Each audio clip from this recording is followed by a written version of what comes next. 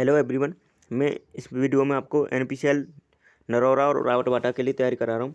तो ये video only electrical वालों के लिए। तो स्टेपन ट्रेनिंग कैटेगरी फर्स्ट और कैटेगरी सेकंड में जो इलेक्ट्रिकल पेपर आने वाला है उसके लिए बहुत ही महत्वपूर्ण क्वेश्चन है। तो आपको ये वीडियो पूरा देखना है और प्लीज़ चैनल को सब्सक्राइब कर लें, वीडियो को लाइक करें। तो देख लेते हैं। पहला क्वेश्चन है, चालकता का मात्रक क्या होता है। तो चालकता का मात्रक होता है म्योहो और सीमेंस दोनों होते हैं। तो इसका राइट आंसर सी है। अगला क्वेश्चन है, कुचालक को गर्म करने पर उसका प्रतिरोध पर क्या असर पड़ता है। तो कुचालक को, अगर इंसुलेटर को हम गर्म करते हैं तो उसका रेजिस्टेंस हमेशा घटता है। अगर हम कंडक्टर को गर्म करते हैं तो उसका रेजिस्टेंस हमेशा बढ़ेगा। तो इस बात को ध्यान रखना, क्योंकि कंडक्टर का टेम्परेचर कोफिशिएंट पॉजिटिव होता है, इसलिए उसका रेजिस्टेंस टेम्परेचर बढ़ाने पर बढ़ता है। अगर हम इंसुलेटर को गर्म करेंगे तो उसका नेगेटिव टेम्परेचर कोफिशिएंट होने के कारण उसका रेजिस्टेंस हमेशा घटेगा। तो इस बात को ध्यान रखना। अगर हम मैग्नेन की बात करें तो उसका स्थिर रहता है, ठीक है।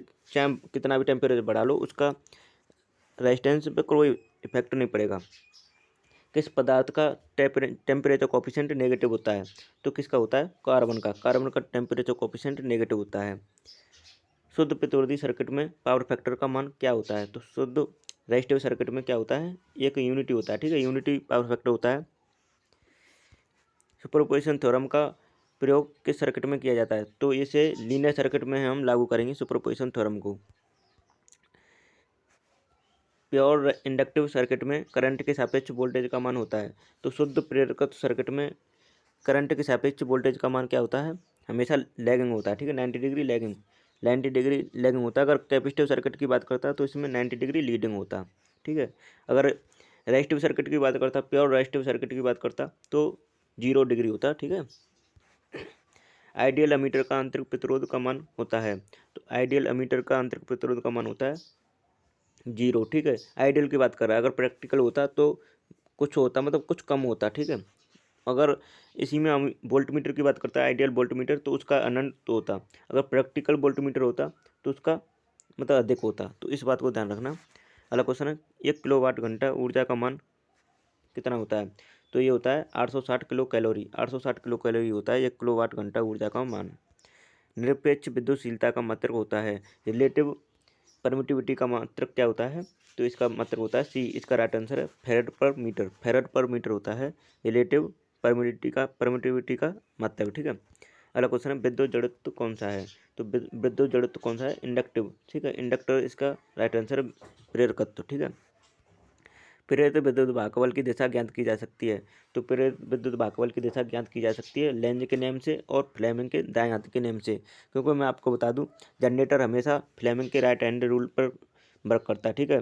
तो मैं आपको बता दूं, इसमें फ्लेमिंग के दाएं हाथ के नियम से और लेंज के नियम से, हम दोनों के नियम से हम दिशा ज्ञात कर सकते हैं विद्युत भागबल की, ठीक है। अगला क्वेश्चन है, एडमिटेंस का उल्टा होता है। एडमिटेंस का उल्टा क्या होता है, इसका होता है इम्पीडेंस। इम्पीडेंस का उल्टा एडमिटेंस होता है, ठीक है। तो याद रखेंगे। फेजर राशियों में होता है। तो फेजर राशियों में क्या होता है, तो फेजर राशियों में आपके परिणाम और दिशा दोनों बदलती हैं, ठीक है। तो इसका राइट आंसर डी होगा। डी इसका राइट आंसर है। सॉरी, डी नहीं है इसका, मैं आपको बता दूं, पहला ही इसका राइट आंसर है।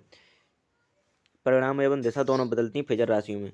अगर डीसी की बात करेंगे तो डीसी में आपका एम्पलीट्यूड बदलता है, लेकिन उसका मतलब परिणाम बदलता है और दिशा नहीं बदलती है डीसी में, ठीक है।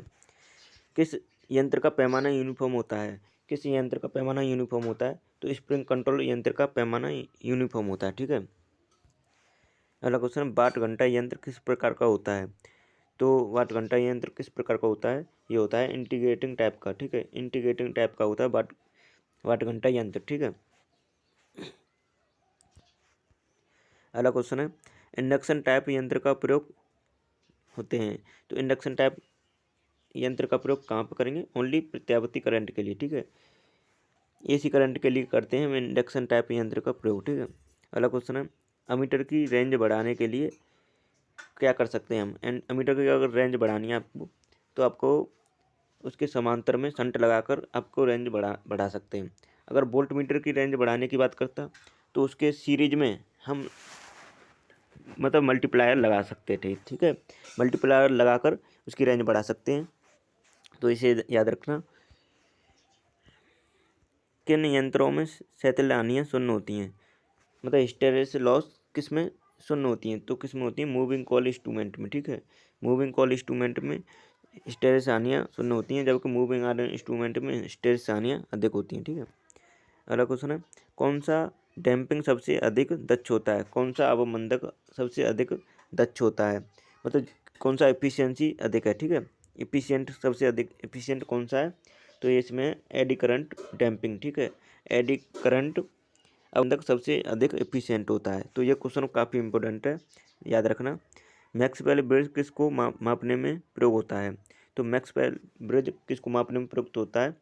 तो ये इसका राइट आंसर है ए, इंडक्टेंस को। और ये मीडियम इंडक्टेंस को मापता है, ठीक है। मैक्सवेल ब्रिज मीडियम इंडक्टेंस को मापता है। और हे ब्रिज की बात करी जाए तो हे ब्रिज मैक्सिमम इंडक्टेंस को मापता है, ठीक है। अगला क्वेश्चन है, तो दोस्तों हमारी वीडियो यहीं समाप्त होती है। प्लीज़ चैनल को सब्सक्राइब कर लें, वीडियो को लाइक करें। Thanks for watching my video.